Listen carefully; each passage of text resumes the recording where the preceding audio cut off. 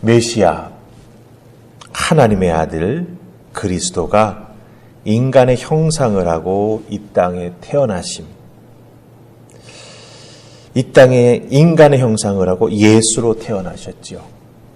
우리는 이 땅에 메시아가 오신 사건을 성육신이라고 부릅니다. 성육신. 이 성육신 사건은 그냥 아무 때나 아무런 장소에 아무런 목적 없이 일어난 것이 아닙니다. 많은 우리 기독교에서 신학을 연구하는 학자들은 예수님이 성육신 사건으로 이 땅에 찾아오시게 된 데에는 다 하나님의 섭리와 때가 준비가 되었기 때문에 태어나시게 되었다, 이렇게 말을 합니다. 그 학자들이 이야기하는 몇 가지 이유가 있습니다. 첫 번째는 로마 제국이 그 당시의 세계라고 할 수 있는 그 모든 세계를 하나로 통일했다라고 하는 거죠. 한 나라가 그 모든 세계를 다스리는 시스템을 만들어서 다스리고 있었다라고 하는 거예요. 그 다음에 두 번째가 헬라어라고 하는 언어가 그 세계에서 다 통용되었다라고 하는 것입니다. 헬라어 언어의 통일이 있었다라고 하는 것이죠.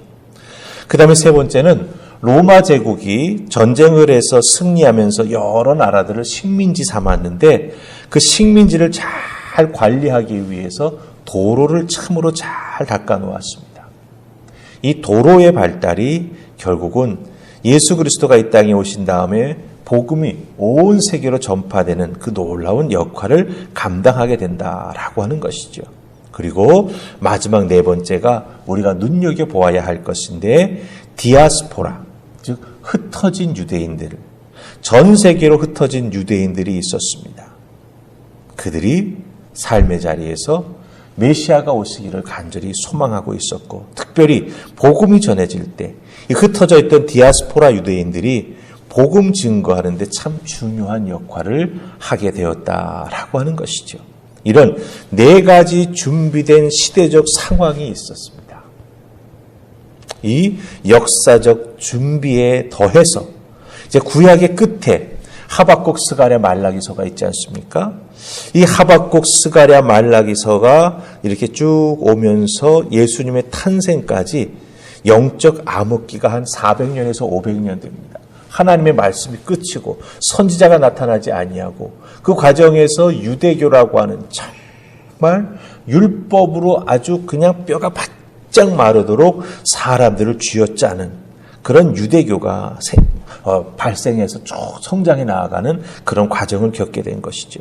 이런 깊은 영적 암흑기를 겪으면서 그 땅에 살아가고 있던 유대인들, 흩어져서 살아가고 있던 디아스포라 유대인들은 메시아가 나타나 구원해 주시기를 간절히 바라게 됐습니다.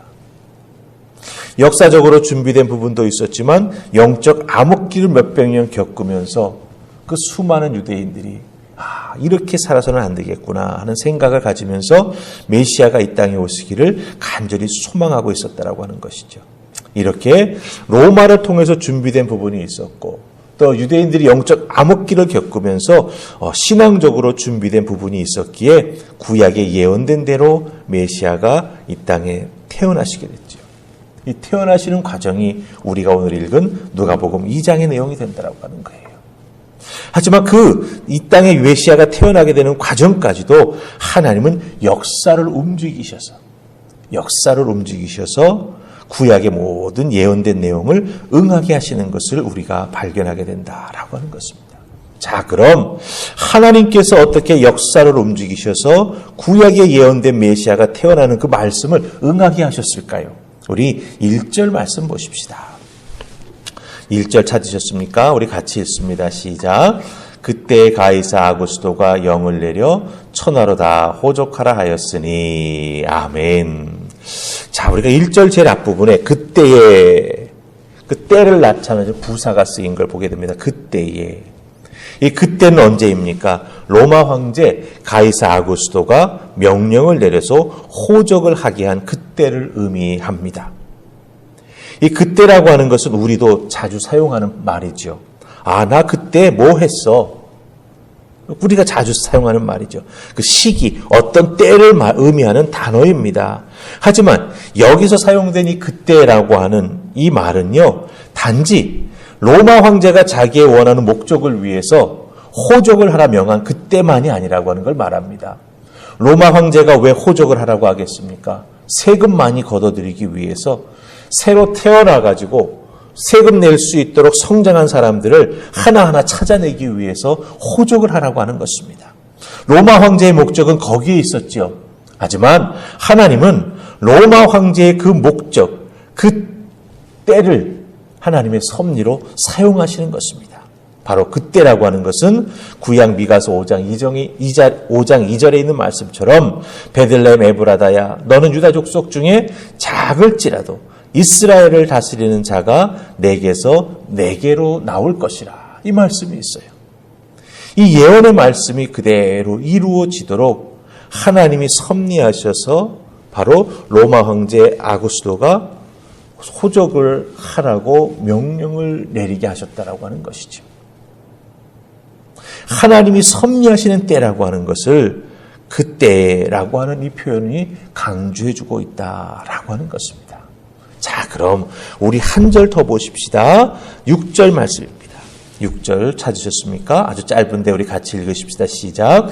거기 있을 그때에 해산할 날이 차서. 아멘.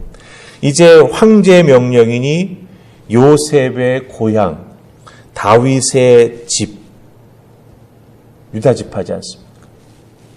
베들레헴이라고 하는 동네로 호적을 하러 갑니다. 근데 바로 그 베들레헴에 도착한 그때 마리아가 해산할 날이 차서 아기 예수를 낳게 된다라고 하는 거죠.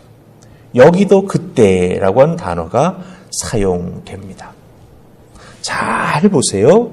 갑작스러운 호적 등록 명령이 없었다면 마리아는 분명 자기 자신이 살고 있었던 갈릴리에 있는 나사렛에서 예수를 낳았을 것입니다.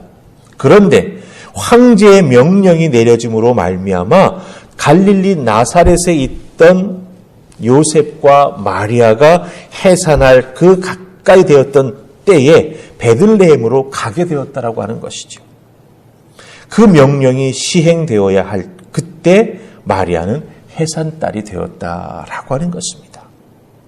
로마 황제가 갈릴리 나사렛에 사는 이름 없는 유대인이 애 낳을 때가 되었으니 거기에 맞춰서 내가 호적하라고 말해야겠다. 이런 생각하겠습니까? 전혀 아니죠. 혹자들은 이것이 그냥 우연이다라고 말할 수 있을지 모릅니다. 하지만 우리 믿는 자들은 하나님의 성경을 통해서 은혜 받고 하나님께서 계획하시고 섭리하신 것은 우리들의 인생에 꼭 이루어지는구나라고 하는 것을 깨닫고 경험한 자들은 여기서 무엇을 발견합니까? 하나님의 구원의 섭리를 발견하게 됩니다. 그것을 이루기 위해서 하나님은 계획하시고 모든 것을 하나하나 이루어 가시는구나라고 하는 걸 깨달아 알게 된다라고 하는 것이죠. 역사 속에서 우연히 일어나는 일 같지만 그것은 우연이 아니라 하나님의 계획이셨고 섭리셨고 결국 그것이 하나님의 뜻 가운데 이루어져 나아간다라고 하는 것입니다. 그렇다고 한다면 우리 한번 우리들의 신앙의 삶을 한번 생각해 보십시다. 우리에게도 그 때가 있습니다. 분명 우리에게도 그 때가 있다라고 하는 거죠. 그렇다고 한다면 우리도 그 때를 잘 분별할 수 있어야 될 것입니다.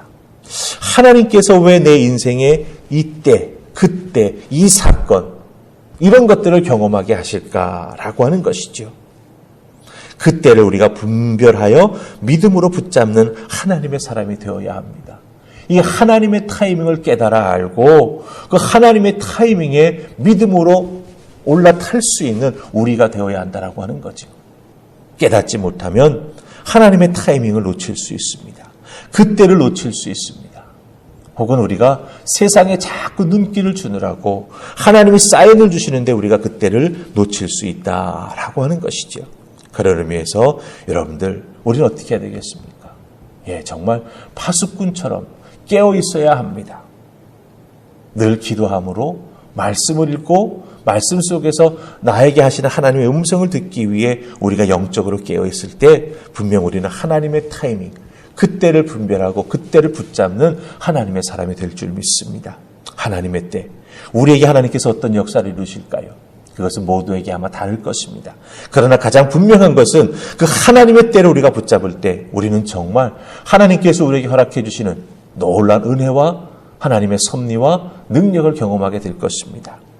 그것을 경험한다라고 하는 게 얼마나 기쁘고 감사한 일입니까? 우리를 사랑해 주시는 하나님의 마음을 그 때를 통해서 우리가 알게 된다라고 하는 것이죠. 그러니 2022년 한 해 동안 여러분에게 주어지는 그 때를 온전히 붙잡기 위해 깨어 있으며 기도하며 말씀으로 분별하는 여러분들 다 되실 수 있기를 주님의 이름으로 축복합니다. 우리 기도하십시다. 좋으신 하나님, 오늘 말씀 속에 그때라고 하는 짧은 단어가 나옵니다.